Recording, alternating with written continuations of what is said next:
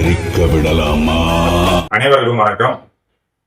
அதாவது இந்த திராவிட மாடல் ஆட்சி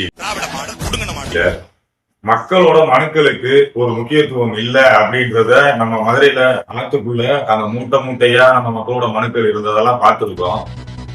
ஆனா ஒரு 5 அரசு அதிகாரிகள், விருதுநகர் மாவட்டத்தில் உள்ள 5 முக்கியமான அரசு அதிகாரிகள் போட்ட உத்தரவு மீறப்பட்டிருக்கு.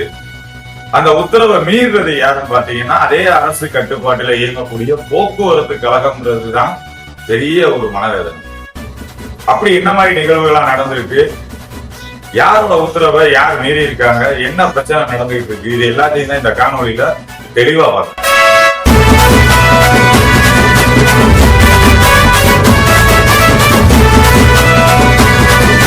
அனைவருக்கும் வணக்கம்.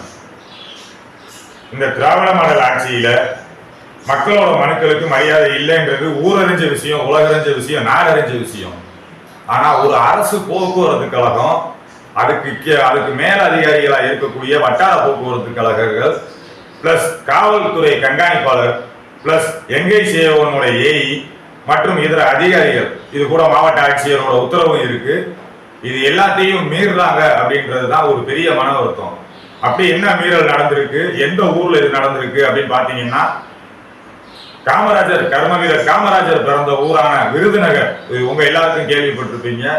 மாவட்டத்தின் தலைநகராக இருக்கக்கூடிய இந்த விருதுநகர்ல ஒரு புதிய பேருந்து நிலையம் 2011 இருந்து தற்போது வரைக்கும் செயல்பாட்டுக்கு கொண்டு வர முடியாம அத்தனை உத்தரவுகளையும் மீறி செயல்பட முடியாம தவிச்சுக்கிட்டு இருக்கு. இதுக்கு என்ன காரணம் அப்படின்னு பாத்தீங்கன்னா அரசு போக்குவரத்து கழகம் எந்த ஒரு அதிகாரியோட உத்தரவையுமே ஃபாலோ பண்ணல. சொல்ற சத்தியம். அதாவது ஒரு ஊர் இருக்கு, இப்ப நம்ம ஒரே உதாரணத்துக்கு இந்த வீடியோ பாக்குற நீங்களே பரமக்குடிக்காரங்களோ காரக்குடிக்காரங்களோ ஏதோ ஒரு ஊருக்காரங்க இந்த வீடியோ பாக்குறீங்க. உங்க ஊர்லயும் ஒரு புதிய பேருந்து நிலையம் இருக்கும். அந்த புதிய பேருந்து நிலையத்தை நடைமுறைக்கு கொண்டு வர்றதுக்கு பல அதிகாரிகளோட ஆலோசனை, பொதுமக்கள் கலந்தாய்வு கூட்டம் இதெல்லாம் நடத்தி ஒரு ஆர்டர் பாஸ் பண்றாங்க. அந்த ஆர்டர் யாருக்கு போகுது, தமிழ்நாடு அரசு போக்குவரத்து கழகத்துக்கு அனுப்புறாங்க. அந்த போக்குவரத்து கழகத்துல பணிமனையில இருக்கக்கூடிய அதிகாரிகள் எல்லாரும் இந்த பணிமனையில இருந்து செல்லக்கூடிய பேருந்துகள் இந்த புதிய பேருந்து நிலையத்தை டச் பண்ணி தான் நீங்க போகணும்னு ஒரு சர்க்குலர் நோட்டீஸ் போர்ட்ல ஒட்டுறாங்க. எல்லாம் சரி, நீங்க ஒட்டிடுறீங்க, நடைமுறையில இருக்கா? கடல்லே இல்லையா? எங்க பேருந்து புதிய பேருந்து நிலையத்துக்குள்ள வருது, எத்தனை நாள் இது செயலாக்கத்துல இருக்கு அப்படின்றதான் மேட்ரு. எத்தனையோ ஊர்ல இப்ப வரைக்கும் இந்த புதிய பேருந்து நிலையம்ன்ற ஒண்ண ஆக்டிவேட் பண்ண முடியாம இருக்காங்க. அரசியல்ல இதெல்லாம் சாதாரணமாப்பா. ஆக்டிவேஷன்ல இல்லாம சைலண்ட் மோட்ல போட்டு வச்சிருக்காங்க. இதுக்கெல்லாம் என்ன காரணம் அப்படின்னு கேட்டா ஒவ்வொருத்தரும் ஒரு காரணத்தை சொல்றாங்க. வணிகர்களோட பாதிப்புன்றாங்க, ஊருக்குள்ள டிராபிக் ஆகுதுன்றாங்க, எவ்வளவோ பிரச்சனைகளை சொல்லி முன் வச்சு ஒரு அரசு அதிகாரிகள், ஒரு 5 அரசு அதிகாரிகள் போட்ட உத்தரவு கிட்டத்தட்ட 2011 இருந்து விருதுநகர் மாவட்டம் விருதுநகர் புதிய பேருந்து நிலையம் 2011 இருந்து எத்தனையோ ஆட்சியர்கள் போட்ட உத்தரவு, எத்தனையோ அதிகாரிகள் போட்ட உத்தரவை இந்த விருதுநகர் மாவட்ட தலைமை அரசு போக்குவரத்து கழக அலுவலர்கள் இதை புறக்கணிக்கிறாங்க. இதுல ஊழியர்களை நம்ம செகண்டரி தான் வைக்கணும். அலுவலர்கள் யாரு? Virudhunagar branch manager, Virudhunagar GM, Virudhunagar DM tech and Virudhunagar DM GM. இவர் பெரிய பிஸ்தா, பாதாம் பருப்பு, முந்திரி கொட்டை, வெள்ளரி விதை, நாய எங்க போனாங்க இவங்க எல்லாம் தெரியல.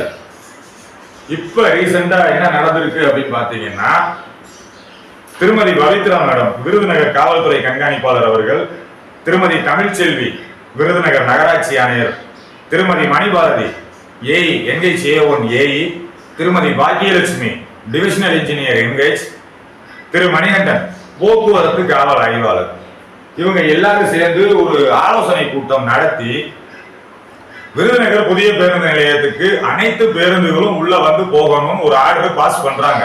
மேல பாக்குறீங்கல்ல, இதான் அந்த ஆர்டர்.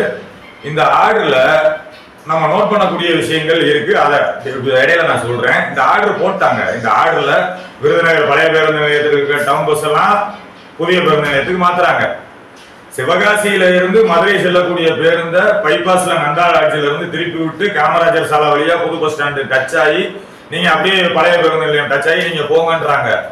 ஆனால் மதுரையில இருந்து நாகர்கோயில் திருநெல்வேலி செல்லக்கூடிய பேருந்துகள் எங்கடா அப்படின்னு கேட்டா எவன்ட்டையும் பதில் இல்லை. விருதுநகர் புதிய பேருந்து நிலையத்தில் நாகர்கோயில் திருநெல்வேலி மார்க்கமா செல்லக்கூடிய பேருந்துகள் எதுவுமே உள்ள வரலன்றதுதான் பெரிய மனவேதனையே. ஐயா, நான் கேட்கிறேன் ஒரே ஒரு கேள்விதான் மக்கள்கிட்ட. போக்குவரத்து கழகம்ன்றது ஒண்ணு, அது மக்களுக்காக செயல்படக்கூடியது. மக்களுக்காக செயல்படக்கூடிய பேருந்த இவங்க இஷ்டத்துக்கு ரூட் மாத்தி அனுப்புறாங்க, அது ஒரு ஆர்டரா இஷ்யூ பண்றாங்க. ஓகே, மக்கள் அதை ஏத்துக்கிறாங்க. கொஞ்சம் தூரமா இருந்தாலும் வந்து அந்த பஸ்ஸை பிடிச்சி போறதுக்கு உண்டான வேலையை பாக்குறாங்க, அவங்களுக்குள்ள அந்த மாற்றத்தை கொண்டு வந்துக்கிறாங்க. ஆனா பேருந்து உள்ள வந்தா தானே மக்களுக்கு பயணம் பண்ண முடியும். வெறும் சிவகாசி பேருந்து, மதுரை பேருந்து, திருமங்கலம், கல்லுப்பட்டி, ராஜபாளையம், பத்திராயிருப்பு இதுகளை மட்டும் நீங்க புது பஸ் ஸ்டாண்டுக்கு கொண்டு வந்துட்டு மதுரையில இருந்து செல்லக்கூடிய அந்த பொய்பாஸ் ரைடர்ன்ற பேர்ல இயங்கக்கூடிய பைபாஸ் ரைடர், நாகர்கோயில இருந்து மதுரை செல்லக்கூடிய 1-to-1 பேர்ல செயல்படக்கூடிய இலைநிலா பேருந்துன்ற பேர்ல ஓட்டிக்கிட்டு இருக்காங்க இல்லையா, இந்த பேருந்து எதுவுமே விருதுநகர் புதிய பேருந்து நிலையம் வரல. இதை பத்தி விருதுநகர் புதிய பேருந்து நிலையத்தில் இருக்கிற அதிகாரிகள்கிட்ட கேட்டா, நீங்க கலெக்டர் ஆபீஸ் போனீங்கன்னா பஸ் வரும் சார், ஏறிக்கலாம். கடுப்பேற்றார் மயிலாட். விருதுநகர் புது பஸ் ஸ்டாண்டுக்கும் கலெக்டர் ஆபீஸ்க்கு 5 கிலோமீட்டரியா? 5 கிலோமீட்டர் ஒரு சாதாரண வியாபாரி, ஒரு வணிகத்தில் இருக்கக்கூடிய ஒரு வியாபாரி ஒரு மூடையை தூக்கிட்டு ஒரு சிட்டி பஸ்ல போறாரு, மாவட்ட ஆட்சியர் அலுவலகத்தில் இறங்குறாரு, 10 ரூபா டிக்கெட் வாங்குறாங்க, லக்கேஜ் 10 ரூபா வாங்குறாரு, 20 ரூபா வீணா செலவழிக்கிறாரு. அந்த வழியா தான் போறாரு. சிவகாசியில இருந்து வர வண்டி நந்தாலாட்சியில இருந்து திருப்பி நீங்க காமராஜர் சாலையில உள்ள விட்டு திரும்ப பழையபடி கருமாதி மடம், ஆத்துப்பாலம், விருதுநகர் பழைய பேருந்து நிலையம், டிஎன்எஸ்டிசி இப்போ பைபாஸ் அப்படின்னு ஏறி போறீங்க. இது கிட்டத்தட்ட 7 கிலோமீட்டர் சுத்தி வருது. ஆனா மதுரையில இருந்து திருநெல்வேலி செல்லக்கூடிய பேருந்துகளோ, திருநெல்வேலியில இருந்து நாகர்கோயிலுக்குள்ள செல்லக்கூடிய பேருந்துகளோ இப்படி 7 கிலோமீட்டர் சுத்த வேண்டியது இல்லை. அதே பைபாஸ்ல காமராஜர் சாலையில ரைட்ல திரும்பினாங்கன்னா புது பஸ் ஸ்டாண்டு, மக்களை ஏற்றிட்டு அப்படியே ரிட்டர்ன் வந்து பைபாஸ் ஏறாங்க. ஜஸ்ட் 2 கிலோமீட்டர் வண்டி உள்ள போய் வரப்போகுது. இதுக்கு நம்ம மாவட்ட ஆட்சியர் மற்றும் இப்ப நான் சொன்ன அனைத்து அதிகாரிகளும் ஆர்டர் பாஸ் பண்ணியிருக்காங்க. இதுல உங்களுக்கு தெரியும், திருநெல்வேலி, மதுரை, கோவில்பட்டி, திருநெல்வேலி செல்லக்கூடிய பேருந்துகள் இந்த மார்க்கமா வரணும். அதாவது நந்தாலாட்சி, காமராஜர் சாலையை பிடிச்சி நீங்க புது பஸ் ஸ்டாண்டு வரணும்னு ஆர்டர் போட்டிருக்காங்க. நான் கேட்கிறேன், இந்த 5 பேரும் இந்த ஆர்டர் போட்டாங்களா, இந்த 5 அதிகாரிகள், இந்த 5 அதிகாரிகளை நீங்க மதிக்கலையா, இல்ல இந்த 5 அதிகாரிகள் உங்களை கண்டுக்கலையா? இதுல மெயினா செயல்படக்கூடியது யாரு அப்படின்னு பாத்தீங்கன்னா திருநெல்வேலி மண்டலம். ஐயா, மதுரை மண்டல பேருந்துகள் கூட இறக்க போடுறாங்க, கொண்டு வந்து உள்ள இறக்கி விட்டுறாங்க. ஆனா இந்த திருநெல்வேலி மண்டல பேருந்து எதை பத்தியுமே கவலைப்படுறது இல்லை, யாரை பத்தியும் கவலைப்படுறது இல்லை. என்னமோ ஜம்போ ஜெட் ஏரோப்ளைன் ஓட்டுற மாதிரி மதுரையில நான் டேக் ஆஃப் பண்ணா நான் திருநெல்வேலியில தான், வண்ணாரப்பேட்டையில தான் லேண்ட் பண்ணுவேன்றான்.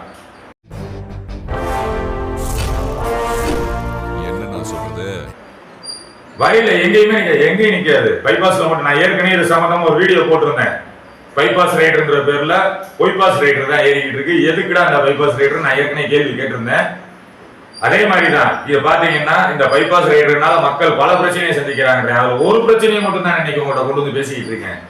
ஒரு ஊர் பிரச்சனை இது மாதிரி தமிழ்நாட்டில் இருக்கிற ஒவ்வொரு ஊர்லயும் அரசு போக்குவரத்து கழகத்தால மக்கள் இடைஞ்சலை சந்திச்சுக்கிட்டு தான் இருக்காங்க. சோலி முடிச்சு. இதுக்கு நம்ம அரசு போக்குவரத்து கழகம் இந்த மாதிரி முறையா அவங்களால கண்காணிக்க முடியல, எங்களால பாதுகாக்க முடியல, எங்களால மெயின்டைன் பண்ண முடியல அப்படின்னா பழைய மாதிரியே டிவிஎஸ் காரங்கிட்ட கொடுத்துட்டு போயிடலாமே. அவங்க அழகா ரூட்டை மெயின்டைன் பண்ணி போய்க்கிடுவாங்களே.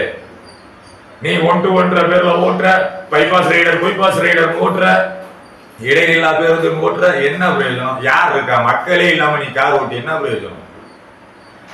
அப்ப விருதுநகர் மாவட்டத்தை நீங்க புறக்கணிக்கிற மாதிரி தான் இருக்கும். விருதுநகர்ல இப்போ வரைக்கும் 2 ஆண்டுகளுக்கு மேல ஆகுது இந்த நாகர்கோவில் திருநெல்வேலி பேருந்து உள்ள வந்து.